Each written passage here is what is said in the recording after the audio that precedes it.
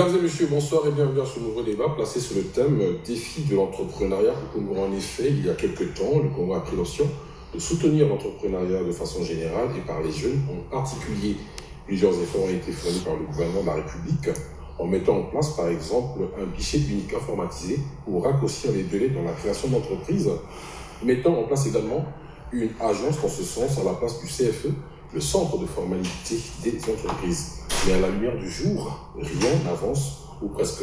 Avec moi pour en parler, j'ai sur ce plateau Ibrahima Théolam. Bonsoir Ibrahima. Bonsoir monsieur. Je vous rappelle que vous êtes le chef d'entreprise et écrivain, vous avez écrit sur ce sujet. Exactement. Et juste en face de vous, j'ai Ferréol Lukaka, il est entrepreneur et banquier d'affaires. Bonsoir. Bonsoir monsieur. Banquier d'affaires.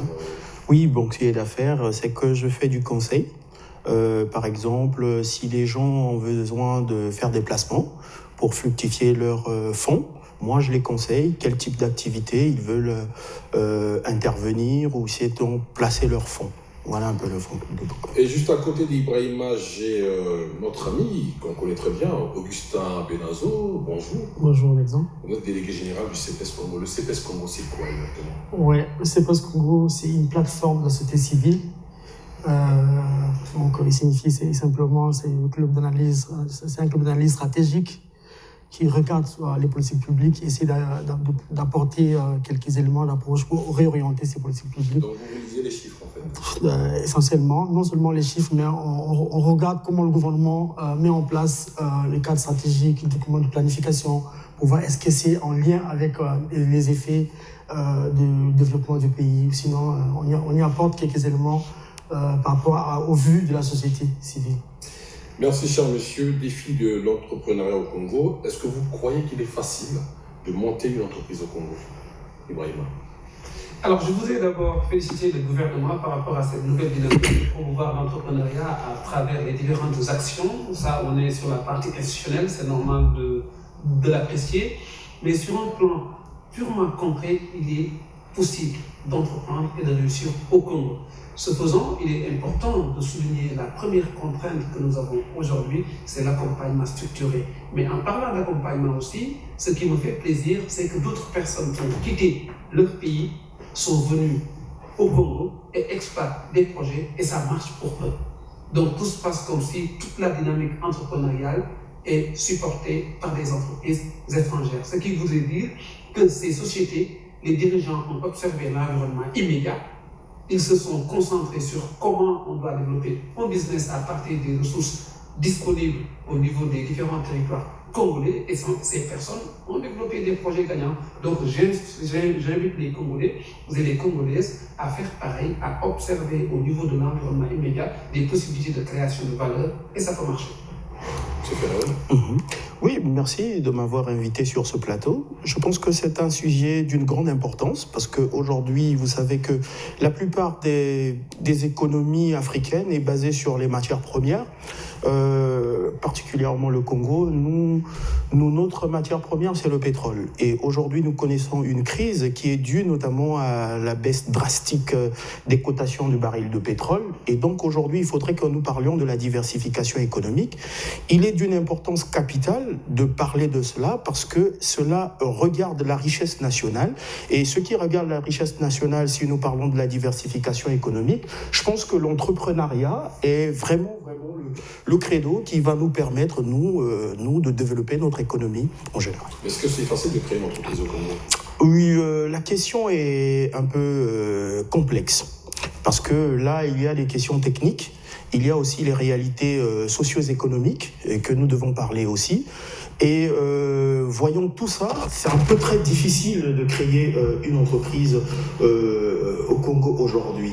Et donc je pense qu'aujourd'hui l'initiative établie ou sénacommis par l'État, c'est très bien, mais maintenant il nous manque des cadres rompus qui vont permettre à ce que cette création d'entreprise se fait rapidement. Parce que n'oublions pas, nous sommes très loin au niveau des agences de notation telles que le Doing Business. Aujourd'hui, créer une entreprise au Congo, ça vous prend beaucoup de temps. Je pense que les politiques y sont, il y a beaucoup de réformes qu'on a eu à faire, mais le problème, c'est les cadres. C'est-à-dire qu'aujourd'hui, techniquement, si vous allez aujourd'hui au CFE pour créer une entreprise, ça peut vous prendre 1 semaine, 2 semaines. Tandis que si vous êtes dans d'autres pays, au bout de 2 jours, vous créez votre entreprise. Donc je pense que ça, c'est des questions des cadres. Les cadres doivent travailler et doivent apporter des techniques assez suffisantes pour faciliter cette tâche-là aux entrepreneurs, sinon qu'aux porteurs de projets. Je crois que sur ce sujet, il y a des efforts qui ont été fournis du côté du CFE qui a même changé de nom. C'est devenu une agence pour la création d'entreprises et on parle du RCCM qu'on peut désormais délivrer en 2 jours. C'est pas une avancée selon vous? Oui, le RCCM ne suffit pas. Le RCCM ne suffit pas. Parce qu'aujourd'hui, il est simple d'obtenir un RCCM. Mais il y a aussi le conseil. Parce que vous savez qu'aujourd'hui, quelqu'un qui veut créer son entreprise, la plupart des gens qui créent des entreprises, ce n'est pas des gens qui sont allés à l'école. Ils sont nombreux, les statistiques le donnent. Vous prenez par exemple un Ouest africain qui vient au Congo, qui n'a pas peut-être un niveau universitaire, donc il connaît les choses terre à terre. Vous lui dites beaucoup de choses, il ne comprend pas. Et il va faire un choix sur son statut juridique dont demain l'impôt le pèse. Vous voyez qu'il y a un problème. Donc je pense que le CFE, ce n'est pas quelque chose qui va aujourd'hui rapidement constituer une entreprise. Je pense que le CFE doit faire d'abord, de prime abord, le conseil.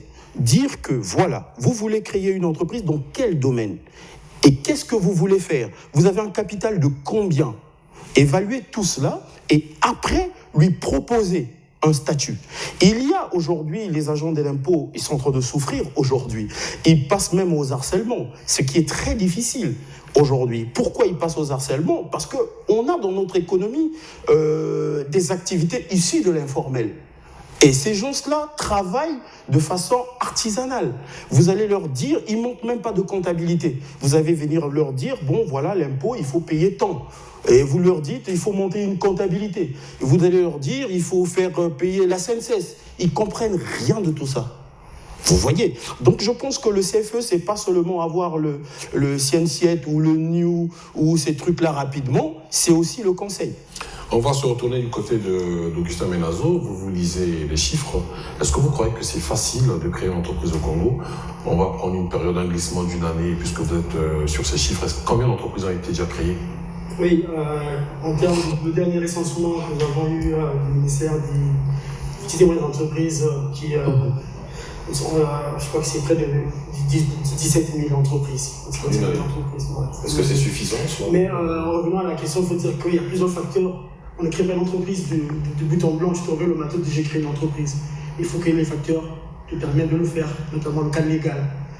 L'agence le cadre légal, notamment tout ce qui est institutionnel. Le cadre légal est déjà là, je crois. Parce oui, que, mais la faisabilité de ce cadre légal, notamment quand non seulement le RCCM ne suffit pas, comme on a dit, donc il y a plusieurs facteurs qui ont en ligne de compte, notamment le conseil, qui te permet de dire oui, je suis prêt. En dehors de cela, il y a le financement qui pose problème.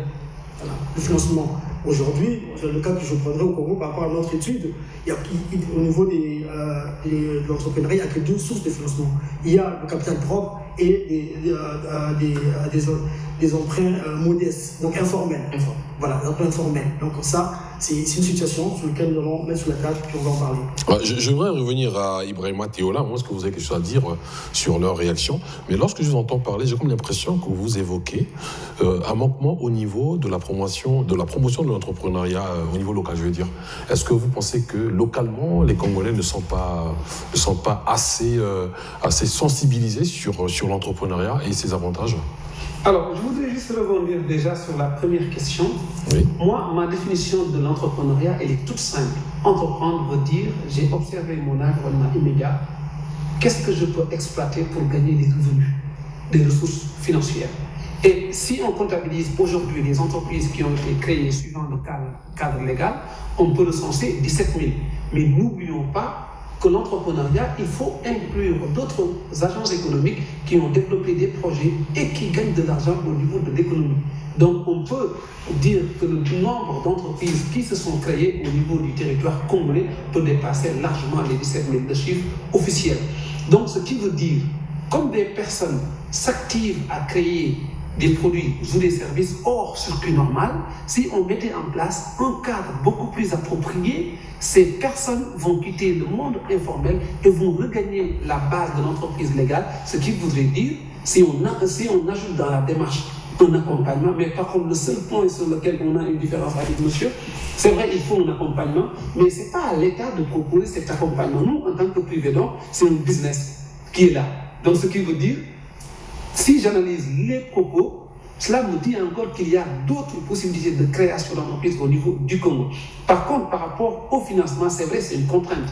Mais moi, je parle en tant que spécialiste. Après 12 ans d'activité sur le monde du conseil, et ayant écrit des ouvrages sur l'entrepreneuriat pour encourager l'esprit d'initiative au niveau africain, chez les femmes et chez les jeunes, j'ai pu constater que toutes les entreprises qui ont marché en Afrique, ce sont des entreprises qui ont commencé avec des budgets limités, sans financement. Et que, pour preuve aussi, toutes les initiatives au niveau des quartiers, au niveau des maisons, au niveau, en tout cas, des grands ensembles de nos économies, se sont faites avec peu de ressources. Finalement, entreprendre, c'est quoi? Avoir une belle idée, avoir une bonne capacité de réflexion, peu importe les difficultés, je dois y aller, parce que les personnes qui ont créé aujourd'hui les télévisions, les lunettes, les tables, l'eau, ce sont des personnes qui se sont engagées dans un domaine de réflexion extrêmement difficile à trouver des résultats convenables, et finalement, ces personnes ont réussi à nous donner des éléments confortables et nous vivons bien. Donc, j'invite les jeunes Congolais, c'est les jeunes Congolais et tous les citoyens et tous les acteurs avertis d'observer au niveau de l'environnement immédiat les possibilités de création de valeur. Et pour terminer, quand on commence, il faut qu'on y aille jusqu'au bout de la réflexion et ne jamais accepter qu'on nous dise qu'au Congo, de toute façon, l'entrepreneuriat n'est pas développé, donc je vais chercher un travail. Donc j'invite aussi les autres acteurs à encourager les jeunes à foncer, à y aller et de ne pas penser dans un premier temps au financement. Parmi les 17 000 entreprises qui ont été créées, quels sont les secteurs qui sont prisés? Il y a le commerce, il y a les petites industries, les transformations, et aussi les sociétés qu'on appelle sous-traitants au niveau du pétrole, dans ces sociétés pétrolières. Mais il faut dire que nous connaissons le nombre d'entreprises qui existent, qui sont comptabilisées, on ne connaît pas combien fonctionnent exactement. En fait, c'est ça, là aussi, c'est un défi pour nous. Il faut aller jusqu'au bout. Voilà, il faut aller jusqu'au bout. Aujourd'hui, on dit oui, 17 000, mais dans le fond, combien ils sont restés? Avec la situation macroéconomique actuelle, nous connaissons la situation, qu'il y a une dégradation du tissu économique et social, donc il y a une diminution des entrepreneurs. Mais revenons à la question d'Ibrahima, il faut dire qu'on peut commencer avec des fonds propres. Aujourd'hui, l'évasion fiscale est due à quoi? Le bénéfice du Congo sur le PIB en termes d'entrepreneuriat, c'est moins de 7%. Pourquoi? Parce qu'on n'a pas la maîtrise dans la gestion de ces sociétés, comme vient de dire. Et ce chiffre, vous l'aviez où comme ça? C'est le chiffre de ça. Le PIB moins de 7%. Quand vous regardez l'ancien PNDS, si vous regardez l'annuaire statistique du Congo, vous retrouvez ces éléments. L'ancien PND. Ouais, je reviens à vous, M. Ferreira. J'ai comme l'impression, à écouter Ibrahima, qu'il y a aussi un grand problème dans l'encadrement du secteur informel. Le gouvernement fait des efforts pour encadrer le secteur informel, mais est-ce que ça suffit? C'est ce que je dis. Monsieur Ibrahima, j'ai beaucoup de respect pour lui. C'est un entrepreneur qui a reçu une éducation venant du Sénégal et en même temps au niveau de l'Europe. Ici, la réalité est autre. Ici au Congo, la réalité, elle est autre. La réalité fait en sorte qu'aujourd'hui, le secteur informel est pris en compte, mais dans la faisabilité des lycées. Je vous donne un exemple. Je vous dis, par exemple, prenez quelqu'un qui vend les cuisses de poulet. OK? Une cuisse de poulet est à 1000 francs. Il se situe dans un endroit très stratégique. Il peut te vendre 100 cuisses de poulet par jour. OK? On est à 100 cuisses de poulet. Faites 1000 francs fois 100. Il est à 100 000 le jour. Il vend pendant 26 jours. Ça vous fait combien? On est à 2 600 000. Mais il ne le perçoit pas. Vous comprenez? Le problème, c'est quoi? C'est qu'il n'a pas une comptabilité, une bonne comptabilité, et il gère ses charges le jour. Le problème, c'est quoi? Le problème, c'est le comportement. Le comportement est le véritable problème dans notre société aujourd'hui. Parce que, effectivement, ça passe par le comportement. Aujourd'hui, un banquier, pour faire confiance, il doit regardez le comportement, l'aspect comportement. Nous avions aujourd'hui, j'ai créé ce qu'on appelle la mutuelle des commerçants, nous avions plus de 200 membres. Nous faisons de l'aide financière et parmi ces 200 membres, qu'on a eu accordé, on a eu accordé par exemple de l'aide financière à hauteur de, disons-le, 50 personnes.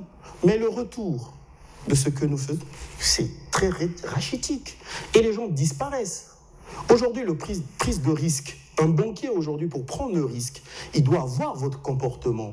Il faudrait que vous soyez là, vous parlez ensemble avec lui. Est-ce que ça intègre les réalités socio-économiques dont vous parliez? Mais bien entendu, les réalités socio-économiques, quand on parle des réalités socio-économiques, on voit aussi l'aspect comportement, l'aspect culture. C'est très important, ces genres de choses.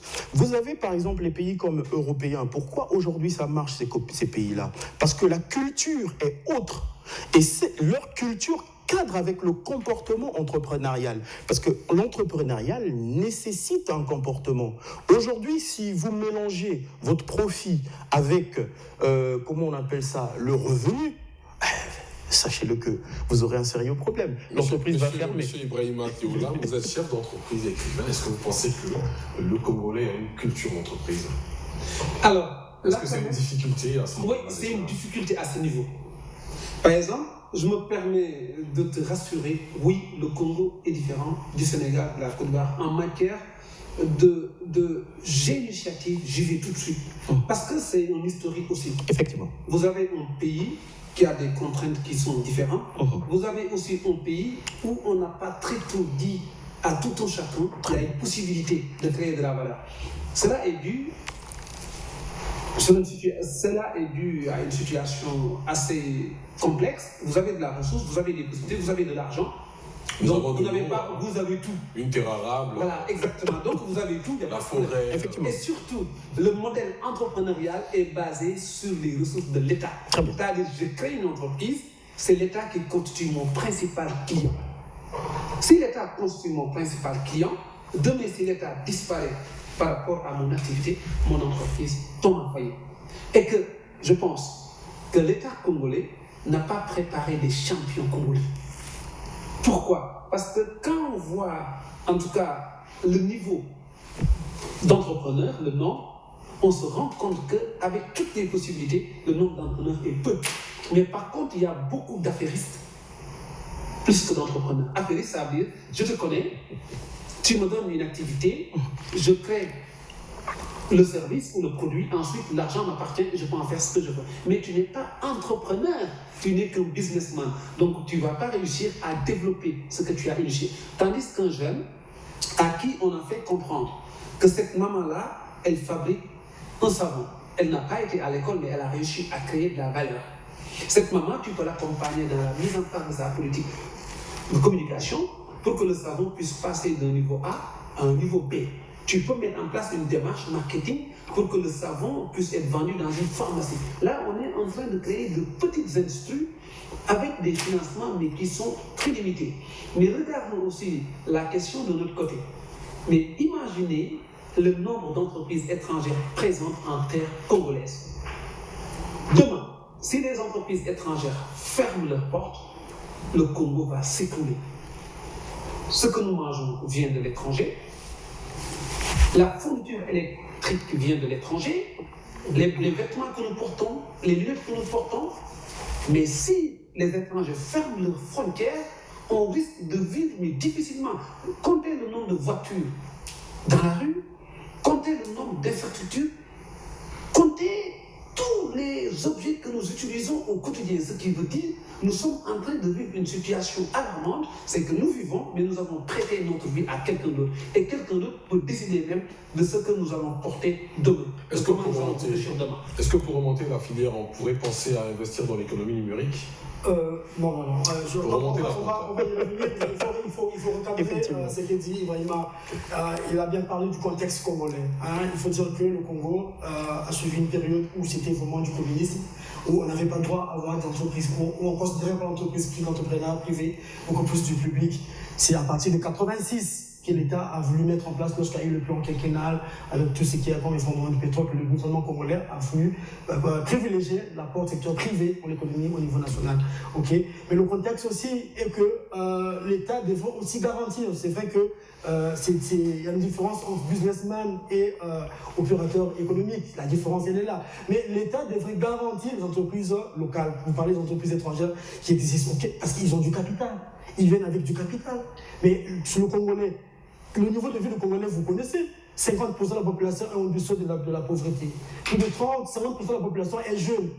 Quelles ressources ils vont avoir pour créer une entreprise? Ils ont besoin d'une assistance. L'assistance n'est pas forcément de l'argent à donner à ces entrepreneurs. L'exemple d'autres pays que je pourrais peut-être, on va citer, que lorsque une entreprise étrangère a un marché public, on l'associe avec une entreprise locale pour qu'il y ait échange de compétences et que les ressources restent au niveau pays. Mais quand vous regardez ce qui s'est passé, on a eu 10 ans de municipalisation accélérée.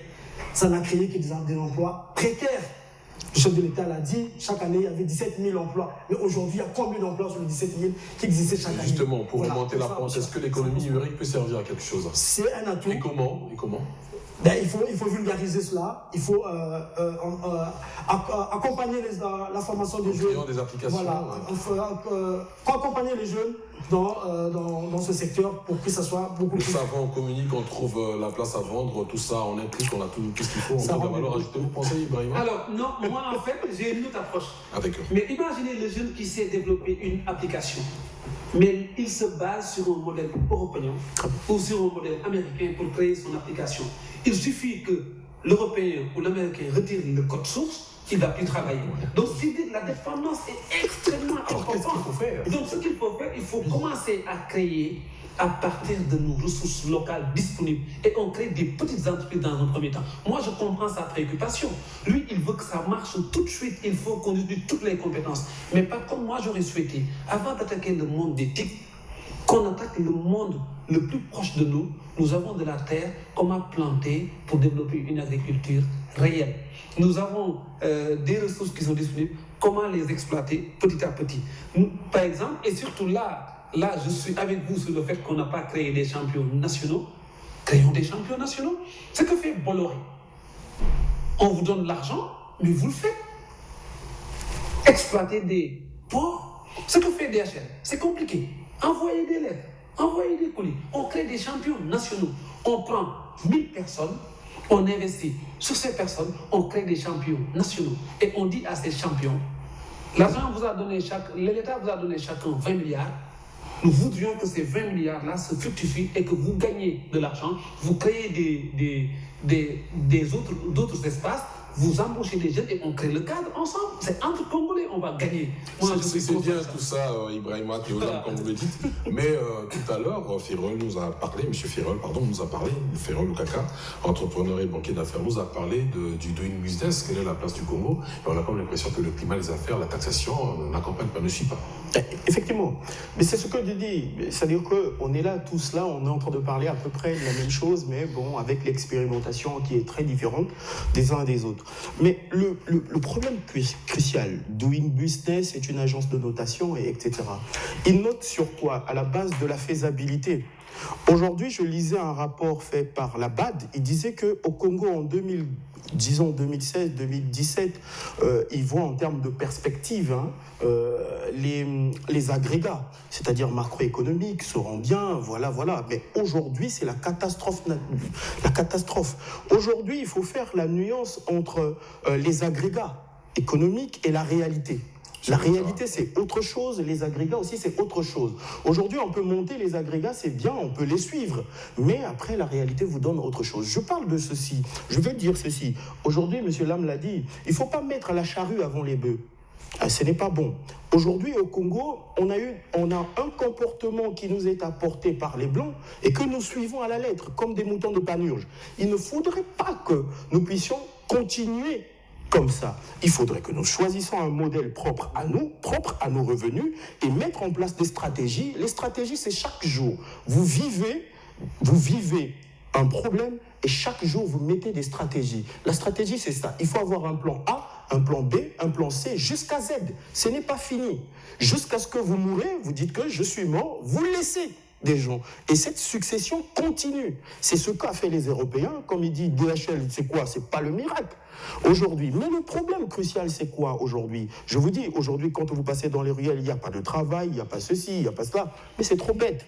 Prenez l'avenue de la Paix. Il y a combien de vulgarisations? J'ai pas compté. Il n'y en a pas. Il n'y en a pas. Si vous prenez sur l'avenue Marien Ngouabi jusqu'au rond-point de Mikalou, il peut y avoir 10 vulgarisations. Si nous prenons un cadre, on prend un cadre, on réunit ces maîtres vulgaires, on les parle. On dit, vous vous mettez ensemble, on crée un grand centre de vulgarisation, on vous met les moyens qui sont là. S'il y a un dépannage, on vous appelle. Vous partez, vous prenez, quelqu'un vient, il y a un guichet unique de paiement, il y a un comptable, il y a un juriste. Et là, moi, je pense que vous allez résorber le problème du chômage. Vous gardez l'idée parce qu'on va prendre une pause. D'accord, merci beaucoup. Et on reviendra, mais on n'oublie pas que la question qui suit, c'est celle de savoir est-ce que les taxes sont les seuls obstacles pour monter une entreprise? Est-ce qu'avec la taxation actuelle, le Congolais peut monter son entreprise sans être inquiété? Mesdames et messieurs, à tout à l'heure. Merci. Là, vous venez de